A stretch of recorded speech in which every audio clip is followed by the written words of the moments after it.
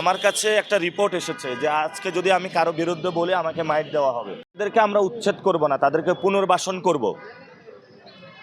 শব্দটা উচ্ছেদ নয়, পুনর্বাসন করব আমরা।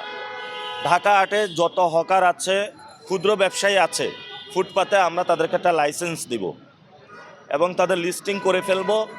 সরকারি যে জায়গাগুলো দখল হয়েছে সেখানে আমরা মাল্টি কমপ্লেক্স নির্মাণ করব। তাদেরকে ছোট ছোট দোকান দিয়ে দিব এবং যারা ফুটপাতে রয়েছে তাদেরকে পুনর্বাসন প্রক্রিয়ায় নিয়ে এসে তারা সরকারের অধীনে চলে যাবে, কোনো ব্যক্তির অধীনে থাকবে না।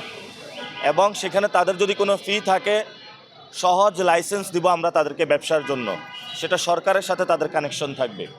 এবং ফুটপাত থেকে নিয়ে তাদেরকে আমরা বিভিন্ন জায়গায় তাদেরকে দোকান বরাদ্দ দিয়ে দিব। জনগণের সাড়া পাচ্ছি আলহামদুলিল্লাহ, কিন্তু জনগণকে একটা ভয়ের পরিবেশের মধ্য দিয়ে রাখা হয়েছে। আমার কাছে একটা রিপোর্ট এসেছে যে আজকে যদি আমি কারো বিরুদ্ধে বলি আমাকে মাইট দেওয়া হবে। তা আমরা তো এটা আগেই বলেছি, আমরা কারো বিরুদ্ধে বলতে চাই না, আমরা দুর্নীতি, সন্ত্রাস, চাঁদাবাজের বিরুদ্ধে বলতে চাই। আমরা বাংলাদেশের সিস্টেমেটিক পরিবর্তন চাই, যে পরিবর্তনের মধ্য দিয়ে পুরো বাংলাদেশে একটা আমূল পরিবর্তন আসবে। আমাদের এই সংগ্রামটা হলো পরিবর্তনের জন্য, কোনো ব্যক্তির বিরুদ্ধে নয়। তো ব্যক্তি যদি ওই সিস্টেমের মধ্যে পড়ে যায়, অটোমেটিকই উনি পড়ে যাবেন। আমরা সিস্টেমটা পরিবর্তন করতে চাই।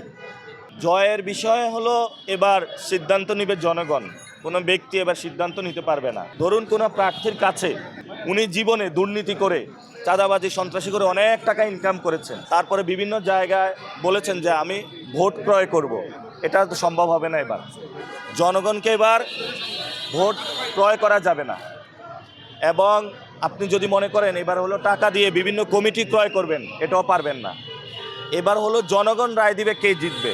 আমরা জনগণ যে রায় দিবে সেটাই মাথা পেতে নেব ইনশাআল্লাহ।